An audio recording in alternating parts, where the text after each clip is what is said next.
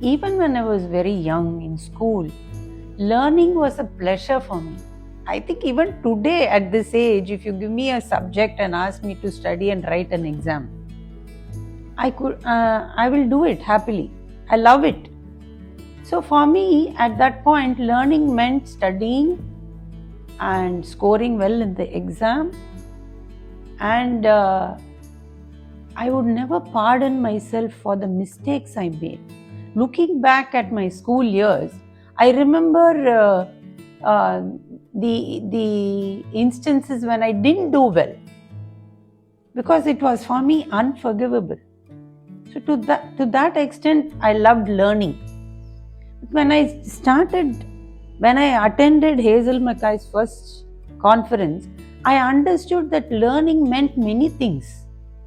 And I also understood that the core area of remedial for dyslexia is phonics, according to me. And I was very good at it. I enjoyed it. So it kept me motivated, more and more learning on the phonology and the letter sound and the entire strategies of teaching these children who have this difficulty. I loved the subject area, for one. Second thing is, I understood that learning is not limited to studies and subject.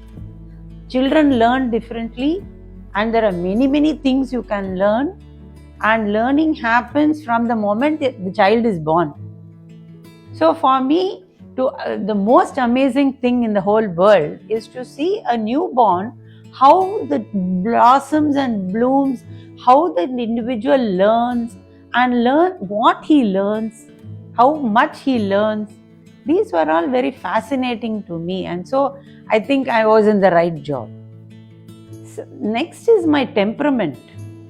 Temperamentally, I'm very suited to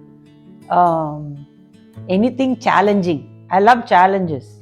So here is a child who is otherwise so bright, who has so many capabilities, who is so good in many things.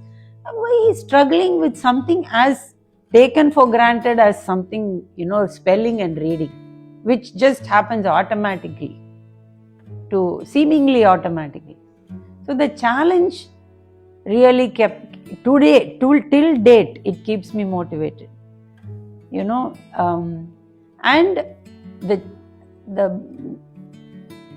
emotional aspect of the inability to read, when you see your other classmates who are actually zooming through and you are sitting here in the classroom struggling to read what is written on the board and copy it into your notebook, you feel so small. You're coming every day, you're coming home feeling defeated and drained. Whereas you're so good in, let's say, dance or sports or art. The challenge of helping the child transcending that strength and, to make him believe that, see, I'm good at this, so I can learn this. I'm good, I can learn this so fast, I excel in this. It's the same principle that I need to apply here and, keep myself motivated to read and spell. To give that safe environment to that child. I am here, don't worry. I will help you. We are in this together. Your success is yours, your mistakes are mine. It's possible, we'll do it. There are many ways. And also I felt that as I was into this journey, when I was younger in my 30s, I was very child-oriented, and child-oriented is in the sense I looked at everything from the child's perspective and the content of the remedial. But as I'm growing older, I can understand that a child with a special needs impacts the entire family. And in our country, it impacts the entire extended family. I've had so many meetings with aunts, uncles, grandparents. Will my child read? Will he pass 10th?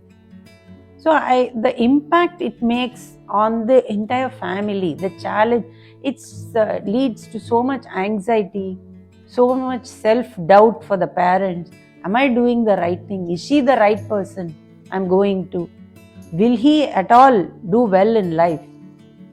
So those bigger questions and the bigger impacts and I realized that the remedial is what makes the difference to the entire family and even to many mainstream teachers.